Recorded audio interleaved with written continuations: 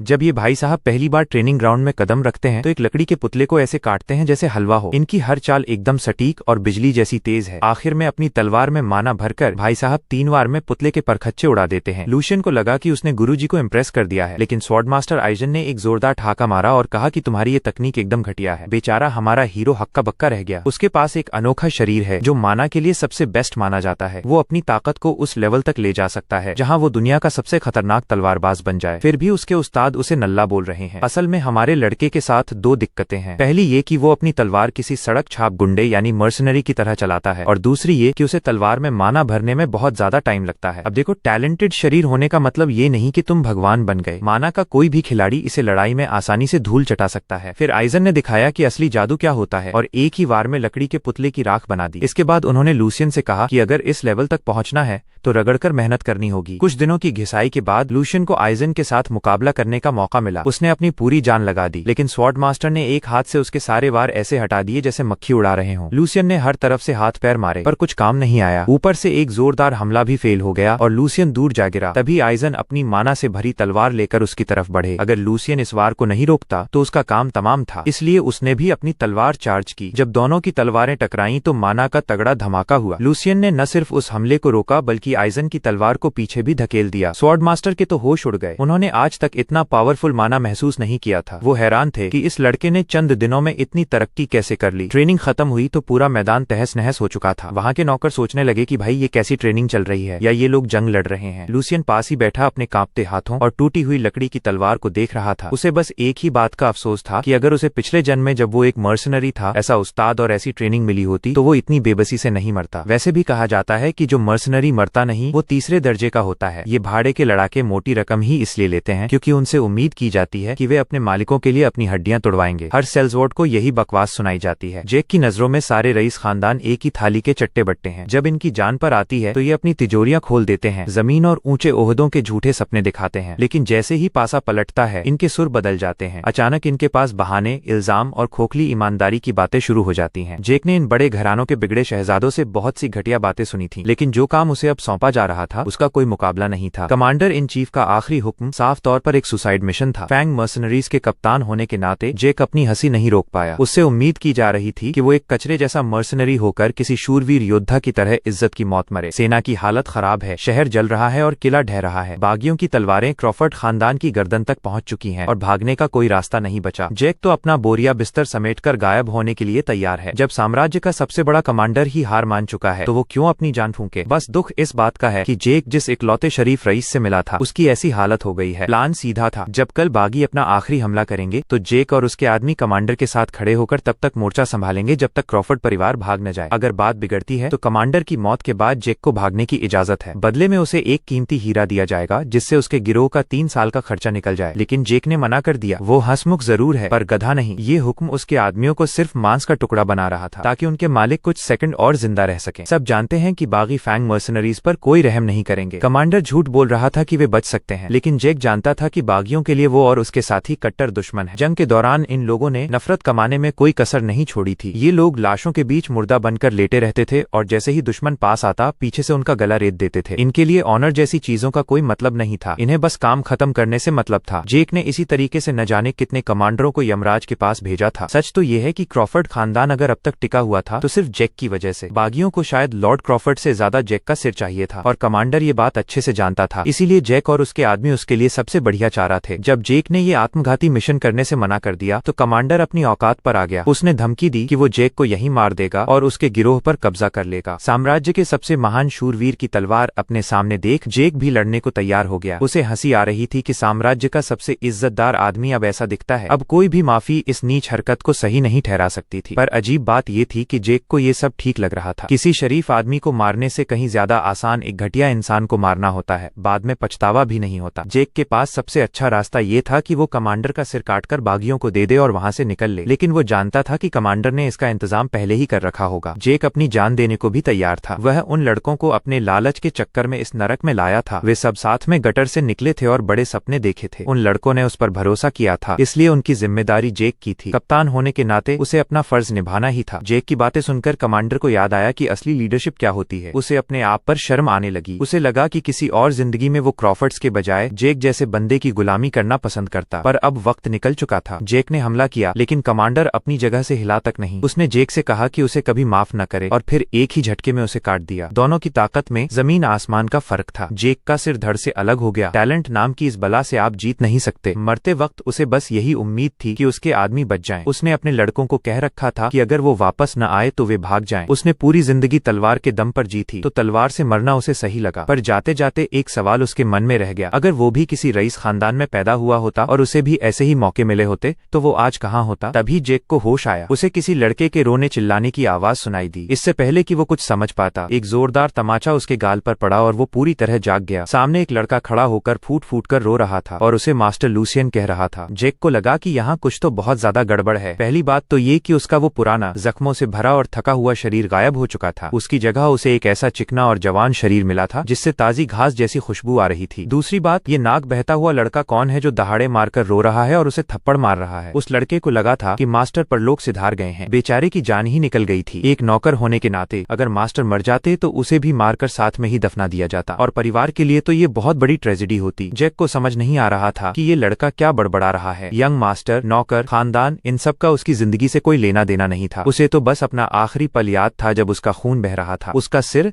धड़ से जुड़ा हुआ कैसे है। उसका दिमाग तेजी से चलने लगा और उसने आसपास का जायजा लिया। उसने नतीजा निकाला कि वो किसी तरह एक अनजान शख्स के शरीर में घुस गया है और ये अनजान शख्स कोई मामूली आदमी नहीं बल्कि एक कतई जहर दिखने वाला प्रिटी बॉय था। जेक खुद को शीशे में देखकर अपनी तारीफ किए बिना नहीं रह सका। उसकी शक्ल से ही रईसी टपक रही थी। कमरे की सजावट बता रही थी कि ये किसी ऐसे खानदान का चिराग है जिनके पास अंधा पैसा है। ज्यादा जानकारी के लिए उसने अपनी यादों को खंगाला तो उसे अपने नौकर का नाम याद आया, हंस। उसने सबसे पहले हंस से पूछा कि अभी कौन सा साल चल रहा है। लड़के ने जवाब दिया कि यह इंपीरियल ईयर 845 है, यानी जेक की मौत से ठीक 15 साल पहले का समय। वो पास्ट में वापस आ गया था। अब किसी को शक न हो, इसलिए उसने तय किया कि वो हर नई बात पर हैरान नहीं होगा। सबसे पहले उसे वो करना था जो बहुत जरूरी। अपने अगले सवाल के तौर पर उसने हंस से पूछा कि क्या उसे अपनी जान प्यारी नहीं है। ये सुनते ही बेचारे हंस की सिट्टी पिट्टी गुम हो गई, मानो उसकी पैंट ही गीली होने वाली हो। आखिर एक मामूली नौकर की इतनी हिम्मत कैसे हुई कि उसने अपने मालिक के बेहोश शरीर को बिना इजाजत हाथ लगाया। जेक ने अपनी कातिलाना आवाज में लड़के से पूछा कि वो उसे याद दिलाए कि आखिर वो लूसियन है कौन। हंस ने झुककर माफी मांगते हुए कहा कि उसे यंग मास्टर लूसियन वॉल्डेक के साथ ऐसी गुस्ताखी नहीं करनी चाहिए थी, जो महान वॉल्डेक घराने के तीसरे बेटे हैं। लूसियन ने वो नाम तुरंत पहचान लिया। वॉल्डेक खानदान साम्राज्य का वो खंभा है जिसने सदियों से इसे संभाला है। सम्राट के सबसे करीबी और भरोसेमंद लोग, जिनकी ताकत शाही खानदान के बराबर मानी जाती है। मजे की बात देखो, 15 साल पहले जेक इसी हवेली में एक मामूली गार्ड की नौकरी करता था और अब किस्मत का खेल देखो, वो वापस तो आया लेकिन अपनी पुरानी नौकरी पर नहीं बल्कि सीधे ग्रैंड ड्यूक के तीसरे बेटे के रूप में। पूरी जिंदगी उसने अपनी गरीबी की वजह से पैसों के लिए हर तरह की बेइज्जती सही थी और अब अचानक उसे चांदी की थाली में सजाकर ये सुनहरा मौका मिल गया। शायद भगवान चाहते हैं कि मरते वक्त उसके मन में जो सवाल था वो उसका जवाब खुद ढूंढ ले। अगर देवताओं की यही मर्जी है तो वे अपनी आंखें फाड़कर देखें कि ये खिलाड़ी अब क्या करता है। पहली बार उसने लूसियन वॉल्डेक बनकर सूरज की गर्मी को महसूस किया। अब वो दिखाएगा कि अगर मौका मिले तो वो कितनी ऊंचाइयों को छू सकता है। लूसियन ने तड़कते भड़कते रईसी कपड़े पहने और कमरे से बाहर निकला। अपने मर्सनरी वाले दिनों में वो न जाने कैसी कैसी जगहों पर रहा था, लेकिन वॉल्डेक हवेली की चमक धमक के सामने सब फीका था। उसे जल्द से जल्द इस चकाचौंध की आदत डालनी होगी। उसने गौर किया कि सारे नौकर उसे अजीब नजरों से देख रहे थे और कानाफूसी कर रहे थे। उसे ऐसा लगा जैसे वो दुश्मनों से घिरा हो। हंस के मुताबिक ये नॉर्मल था क्योंकि लूसियन अब तक दुनिया से कटकर रहा था। वो पूरे 1 साल और 2 महीने से उस कमरे में बंद था। जेक को ये बात बड़ी अजीब लगी कि एक रईस बच्चा जिसके पास दुनिया की हर सुख सुविधा हो, वो खुद को कमरे में क्यों बंद करेगा। इन अमीरों का दिमाग उसकी समझ से बाहर था और उनकी तरह नाटक करना और भी मुश्किल। इस महल में साम्राज्य का वो असली शेर रहता है जिसने इसकी रक्षा की है, ग्रैंड ड्यूक सिगमंड वॉल्डेक। वो उन पिताओं में से नहीं था जो अपने बेटे को साल भर बिस्तर पर पड़े पड़े सड़ते हुए देखें। या तो लूसियन एक बिगड़ा हुआ बच्चा था जिसे परिवार ने त्याग दिया था, या फिर कोई ऐसी खास वजह थी जिससे ग्रैंड ड्यूक उसकी हरकतों को अनदेखा कर रहे थे। लूसियन ने सोचा कि अभी अपने बापू यानी ड्यूक से ना मिलना ही बेहतर है, लेकिन ये इतना आसान नहीं था। हेड बटलर एडविन खुद यंग मास्टर का स्वागत करने पहुंच गया। ये बंदा बचपन में एक दुश्मन खानदान से बंधक बनकर आया था, लेकिन अपनी काबिलियत के दम पर आज ग्रैंड ड्यूक का दाहिना हाथ बना बैठा था। लूसियन को सबसे ज्यादा खतरा इसी से था, क्योंकि वो पल भर में पकड़ लेता कि ये लड़का किसी नीची बस्ती से उठकर आया है। किस्मत से लूसियन साल भर से कमरे में बंद था, तो उसने सोचा कि क्यों ना वो उस सबसे इज्जतदार आदमी की नकल करे जिसे वो जानता था उसका कातिल वो कमांडर। एक प्यारी सी मुस्कान के साथ लूसियन ने एडविन को उसकी फिक्र के लिए शुक्रिया कहा और बताया कि अब वो काफी बेहतर महसूस कर रहा है। साथ ही उसने कहा कि वो उन पारिवारिक कामों को देखना चाहता है जिन्हें उसने अब तक नजरअंदाज किया था। एडविन तो उसकी बात करने के तरीके को देखकर दंग रह गया। उसे तसल्ली हुई कि यंग मास्टर बदले नहीं है। लूसियन का शरीफ नवाब वाला नाटक काम कर गया। वो वहाँ से खिसकने ही वाला था कि एडविन ने उसे टोक दिया। खबर आई कि ग्रैंड ड्यूक अपने बेटे से मिलना चाहते हैं। बिना वक्त गंवाए लूसियन को उसके पिता की स्टडी में ले जाया गया। ग्रैंड ड्यूक सिगमंड एक बहुत ही कड़क और रौबदार इंसान थे। जैसे ही लूसियन सामने आया, उन्होंने सीधे सीधे एक ऐसा सवाल दाग दिया जिसकी लूसियन ने उम्मीद नहीं की थी। उन्होंने पूछा, तुम अब तक जिंदा क्यों हो? अपने सगे बाप के मुंह से ऐसा जहरीला सवाल सुनकर लूसियन सन्न रह गया। ड्यूक पिछले 1 साल की उसकी सारी नौटंकियों को माफ करने के मूड में बिल्कुल नहीं थे। ग्रैंड ड्यूक ने साफ कह दिया कि उसने अपनी माँ की मौत का बहाना बनाकर अपनी खानदानी जिम्मेदारियों से पल्ला झाड़ लिया और एक बिगड़े हुए बच्चे की तरह बर्ताव किया। लेकिन इस बार उसने वो लक्ष्मण रेखा पार कर दी थी जिसे उसे कभी नहीं लांघना चाहिए था। दुनिया की नजरों से छुपकर खुद को कमरे में कैद करना तो दूर की बात, उसने अपनी जान तक लेने की कोशिश की और अपनी जिंदगी को मजाक बना दिया। अब जाकर लूसियन को समझ आया कि शुरू में वो हंस इतना रोधो क्यों रहा था। बेचारा जैक, जो अब लूसियन है, ये सफाई देना चाहता था कि जरूर कोई गलत फहमी हुई है, लेकिन उसके पिता बहाने सुन सुनकर थक चुके थे। सिगमंड आखिरी बार उस छोटे से दिमाग में दबे सारे ख्यालात सुनना चाहते थे। वो ये जानना चाहते थे कि आखिर इस कमजोर शरीर वाले लड़के ने नींद की गोलियां निगलकर इतना बड़ा ड्रामा क्यों किया। जेक ने इस हवेली में बहुत साल गार्ड की नौकरी की थी, इसलिए उसे ताज्जुब हुआ कि उसे लूसियन के बारे में कुछ याद क्यों नहीं है। 15 साल पहले जब जेक यहाँ एक मामूली सिपाही था, तब खबर उड़ी थी कि वॉल्डेक खानदान के तीसरे बेटे लूसियन की अचानक मौत हो गई। असल में हमारे ग्रैंड ड्यूक साहब के 4 अलग अलग बीवियों से 4 बेटे थे। अंकल ने हर तरफ अपना जलवा बिखेरा हुआ था। जेक ने 10 साल यहाँ काम किया और अक्सर दूसरे शहजादों और उनकी माताओं से उसका सामना होता था, लेकिन लूसियन और उसकी माँ से वो कभी नहीं मिला। लेडी वॉल्डेक की मौत काफी पहले एक बीमारी से हो गई थी और उनका बेटा भी किसी अनजान वजह से उनके पीछे पीछे चला गया। उस वक्त जेक को लगा था कि माँ बेटा दोनों की किस्मत खराब थी और वे शरीर से कमजोर थे, लेकिन अब समझ आया कि लूसियन की असली मौत की खबर को दबा दिया गया था। माँ का साया न होना, घर में अपनी जगह को लेकर असुरक्षा और ऐसे ही ढेरों दुखों ने उस बेचारे नौजवान पर इतना बोझ डाल दिया कि उसने नींद की गोलियां खा ली। सच तो ये है कि वो मरना नहीं चाहता था, बस अपने पिता का थोड़ा सा ध्यान अपनी ओर खींचना चाहता था। उसे क्या पता था कि साल भर कमरे में बंद रहने की वजह से उसका शरीर इतना खोखला हो चुका है कि वो उन गोलियों का असर झेल ही नहीं पाएगा और सच में उसके प्राण पखेरु उड़ जाएंगे। अब नए लूसियन को इस नाजुक स्थिति से चालाकी से निकलना था। ड्यूक अपने उस बेटे के लिए थोड़े जालिम लग रहे थे जिसे उन्होंने साल भर से नहीं देखा था और उनकी डांट भी काफी कड़वी थी। खैर, सिगमंड बाहर से कितने भी पत्थर दिल दिखे हैं तो आखिर बाप ही, उनका कलेजा भी अंदर जल रहा होगा, पर ये दूसरों की भावनाओं का ख्याल रखने का वक्त नहीं था। लूसियन इस वक्त अपनी रईसी की ढलान पर खड़ा था। अगर एक भी गलत शब्द निकला तो समझो खेल खत्म। जब ड्यूक जैसा आदमी आखिरी अल्टीमेटम देता है तो समझो वो उसे पूरा करके ही दम लेगा। लूसियन को अपने सुनहरे भविष्य में दरारें पड़ती साफ सुनाई दे रही थीं। अगर उसने कोई ठोस जवाब नहीं दिया तो उसे कम से कम किसी दूर दराज के मोनास्ट्री में पुजारी बनने के लिए भेज दिया जाएगा। और भाई साहब अभी इस मोह माया वाली दुनिया को छोड़ने के मूड में बिल्कुल नहीं थे। इससे भी बुरा ये हो सकता था कि उसे उत्तर के किसी बर्फीले इलाके में फेंक दिया जाए, जहाँ वो जिंदगी भर हाड़ कंपाने वाली ठंड और भूखे जंगली जानवरों के बीच सड़ता रहे। अभी उसे मरे हुए और दोबारा जिंदा हुए कुछ ही घंटे हुए थे और जिंदगी ने उसके सामने एक भयानक धर्म संकट खड़ा कर दिया। लूसियन ने ठान लिया कि वो इस उलझे हुए पारिवारिक मामले को अपनी दूसरी जिंदगी बर्बाद नहीं करने देगा। उसने वही किया जो उसके पिता ने कहा था, बोलना शुरू किया। सबसे पहले उसने अपनी बेवकूफी से वॉल्डेक खानदान का नाम मिट्टी में मिलाने और अपने पिता को परेशान करने के लिए दिल से माफी मांगी। उसने अपनी गलती मानी और कहा कि ड्यूक उसे जो भी सजा देंगे वो उसे खुशी खुशी मंजूर है, लेकिन साम्राज्य के सबसे ताकतवर आदमी को पिघलाने के लिए सिर्फ माफी काफी नहीं थी। अपने पिता की ममता को जगाने के बजाय उसने ड्यूक से कहा कि उन्हें तो खुश होना चाहिए, जो बीत गया उसे बदला नहीं जा सकता। मौत के मुंह से वापस आई इस जिंदगी को बीती बातों में उलझाने के बजाय वो अब एक शानदार भविष्य के लिए जी तोड़ मेहनत करना चाहता है। उसकी बातों में जो वजन और आत्मविश्वास था वो साफ झलक रहा था। उसने ड्यूक से गुजारिश की कि इस वक्त उसे एक ग्रैंड ड्यूक के भाषण की नहीं बल्कि एक पिता के प्रोत्साहन भरे शब्द की जरूरत है। लूसियन का मानना था कि अगर बच्चा गलती करे तो उसे माँ बाप के सामने प्रायश्चित करना चाहिए और माँ बाप को उसे गले लगा लेना चाहिए। आखिर पिता और पुत्र के बीच यही तो धर्म कहता है। हेड बटलर एडविन तो यंग मास्टर की बातों की मिठास और दलीलों को सुनकर हक्का बक्का रह गया। उसे लड़के के ऑरा में जमीन आसमान का फर्क महसूस हुआ। ये लूसियन उस डरपोक और दबे हुए बच्चे से बिल्कुल अलग था जो हमेशा सहमा रहता था। उनके सामने खड़ा ये लड़का अब पूरी तरह बदल चुका था। लूसियन की बातें सुनने के बाद ड्यूक सिगमंड को ये तो पसंद नहीं आया कि उनका बेटा उन्हें बाप के फर्ज पर लेक्चर दे, लेकिन फिर भी उनके चेहरे पर एक हल्की सी मुस्कान आ गई। उन्हें लगा कि उन्होंने अपनी जिंदगी में अब सब कुछ देख लिया है। अपने पिता की सख्त आवाज को थोड़ा नरम होते देख लूसियन ने मन ही मन चैन की सांस ली। जैसा कि उसने सोचा था, डरपोक चूहों की तरह सिर झुकाकर खड़े होने के बजाय अपने पिता से निडर होकर बात करना ही सही फैसला था। ग्रैंड ड्यूक को दबकर रहने वाले लोग पसंद नहीं थे। उन्हें तो उस जंगली कुत्ते की तलाश रहती है जो मौके पर हमला करना जानता हो। सिगमंड वॉल्डेक की 10 साल तक पहरेदारी करने का अनुभव आज जैक के काम आ गया। ड्यूक ने कभी सपने में भी नहीं सोचा था कि उनका सबसे फिसड्डी बेटा मौत के मुंह से वापस आकर इतनी बेबाकी से बात करेगा। चूंकि लूसियन ने खुद मेहनत करने की बात छेड़ी थी तो सिगमंड ने अपने तीसरे बेटे से उसके आगे के प्लान के बारे में पूछा। लूसियन ने बहुत ही नाप तोल कर जवाब दिया कि उसका सबसे पहला कदम अपने इस जर्जर शरीर को ठीक करना होगा। उसके दिमाग में उस महान योद्धा की छवि कौन थी जिसके साथ उसने कभी जंग लड़ी थी। उसने तय किया कि एक बार शरीर तंदुरुस्त हो जाए तो वो तलवारबाजी को गंभीरता से सीखेगा। उसने हिसाब लगाया कि अगर वो ढंग से खाएगा और सोएगा तो उसकी ताकत वापस आ जाएगी और सब ठीक हो जाएगा। ये सुनकर ड्यूक के माथे की सिलवटें मिट गईं। वो अपने बेटे की बोलने की कला से काफी इम्प्रेस थे। अब लूसियन की ये बातें सिर्फ हवाई हैं या उनमें कोई दम है, ये तो वक्त ही बताएगा। उसे शुरुआत देने के लिए ड्यूक ने हेड बटलर एडविन को कुछ ऐसा इंतजाम करने को कहा जो लूसियन की मदद कर सके। ड्यूक का मानना था कि अभिज्ञान की बातें झाड़ने से बेहतर है कि इस सुधरे हुए कमरा बंद लड़के को थोड़ी व्यावहारिक मदद दी जाए। एडविन ने हुक्म माना और कहा कि इसमें ज्यादा देर नहीं लगेगी। कमरे में मौजूद लोगों में लूसियन ही अकेला था जिसे पल्ले नहीं पड़ रहा था कि ये दोनों बुढ़े किस बारे में बात कर रहे हैं, लेकिन जल्द ही उसे समझ आ गया कि उसके पिता की मदद कैसी दिखती है। महल के सामने कई गाड़ियां आकर रुकी और भारी सामान उतारा जाने लगा। नौकरों ने लकड़ी के अनगिनत संदूक हवेली के सामने कतार में लगा दिए। जब वे संदूक खुले तो उनमें सोने के सिक्कों से लेकर बेशकीमती गहनों तक का ऐसा खजाना था जिसे देखकर आंखें फटी की फटी रह जाएं। जैक ने अपने मर्सनरी वाले दिनों में भी कभी इतनी दौलत एक साथ नहीं देखी थी। क्या बड़े खानदान का बेटा होने का यही मतलब है? बिना कुछ किए ही उसे इतना भारी भरकम भत्ता अलाउंस मिल गया। हैरानी की बात तो ये थी कि ये सारा खजाना सिर्फ एक महीने का खर्चा था। अब जब जेब में सोने के सिक्के खनक रहे थे तो लूसियन ने सोचा कि क्यों न कुछ क्रांतिकारी किया जाए, कुछ ऐसा जो उसके इस कमजोर शरीर का कायाकल्प कर दे। उसने मन ही मन कल्पना कर ली कि वो बॉडी बनाकर पूरे साम्राज्य में टशन दिखा रहा है। उसे बस एक खास एलिक्सियर यानी जादुई काढ़ा तैयार करने की जरूरत थी। अपने तीसरे बेटे से मुलाकात के बाद ग्रैंड ड्यूक सिगमंड का मन थोड़ा हल्का हुआ और वे अपने बगीचे में टहलने निकल गए। एडविन उनके पीछे पीछे चल रहा था। हेड बटलर ने याद दिलाया कि यही वो जगह है जो स्वर्गवासी ग्रैंड डचेस यानी लूसियन की मां को बेहद पसंद थी। ड्यूक काफी समय बाद इस पुरानी यादों वाली जगह पर आए थे। साफ था कि उन्होंने आज का दिन ही क्यों चुना। यंग मास्टर लूसियन के इस अचानक बदलाव ने सिगमंड को पुराने दिनों की याद दिला दी थी। भले ही वो लड़का कुछ समय के लिए अपने पिता की नजरों से गिर गया था, लेकिन ड्यूक के दिल में उसके लिए एक नरम कोना अब भी था। आखिर वो उस डचेस की संतान था जिसे ग्रैंड ड्यूक सबसे ज्यादा चाहते थे। खूबसूरत बगीचे के बीचों बीच पहुंचकर सिगमंड ने ठंडी आह भरते हुए कहा कि उनका बेटा कितना फिसड्डी हो गया था। वो हमेशा अपनी नजरें ऐसे चुराता था जैसे आसपास की हर चीज से डरता हो। अगर सिगमंड अपनी आवाज थोड़ी भी ऊंची करते तो वो किसी पिटे हुए कुत्ते की तरह बिलबिलाने लगता था। लूसियन का बर्ताव उसकी स्वर्गवासी माँ से बिल्कुल अलग था और सिगमंड तो उससे उम्मीद ही छोड़ चुके थे। उन्हें लगने लगा था कि लूसियन की शक्ल के अलावा उसकी माँ से कोई और समानता नहीं है। लेकिन आज पहली बार सिगमंड की राय बदली। उस मुलाकात के बाद उनके मन में ख्याल आया कि शायद वे गलत थे। एडविन ने भी वो जबरदस्त बदलाव महसूस किया था। वो बच्चा अब सहमने के बजाय अपने पिता की आंखों में आंखें डालकर अपनी बात रख रहा था। दबाव में भी वो डगमगाया नहीं और उसने अपनी रीढ़ की हड्डी दिखाई। वे जानते थे कि लूसियन का दिल कोमल है, पर शायद वो अपने भाइयों की तुलना में थोड़ा देर से खिला है। आखिर उसके अंदर ग्रैंड ड्यूक का खून जो दौड़ रहा है। फिर भी सिगमंड अभी बहुत ज्यादा उम्मीदें पालने से बच रहे हैं। अब से वे लूसियन को ऐसे काम सौंपेंगे जिन्हें सिर्फ चिकनी चुपड़ी बातों से हल नहीं किया जा सकेगा। इसी बीच एडविन ने एक नई मुसीबत की तरफ इशारा किया। लूसियन की जेब में फिर से पैसा आने लगा है और ये खबर हवेली के बाहर लीक हो चुकी है। जांच करने पर पता चला कि इसमें दूसरे नंबर के शहजादे जॉर्डी वॉल्डेक का हाथ है। जॉर्डी ने अपनी चाल चल दी है। उसने लूसियन की खास नौकरानी को हटाकर अपने एक करीबी बंदे को वहां तैनात कर दिया है। यह साफ इशारा था कि वो अपने छोटे भाई पर नकेल कसना चाहता है। सिगमंड जानते हैं कि जॉर्डी के मन में माँ वाली बातों को लेकर छोटे भाई के खिलाफ काफी कड़वाहट है, लेकिन उसकी ये जिद अब चिंता का विषय बन रही थी। एडविन ने बीच बचाव करने की पेशकश की, पर ग्रैंड ड्यूक ने उसे रोक दिया। सिगमंड का मानना है कि भले ही ये उस लड़के के लिए बहुत कठोर हो जिसने अभी अभी चलना शुरू किया है, लेकिन जॉर्डी की ये चालें बहुत मामूली हैं। अगर लूसियन ने पहले अपने आसपास के हालात संभाले होते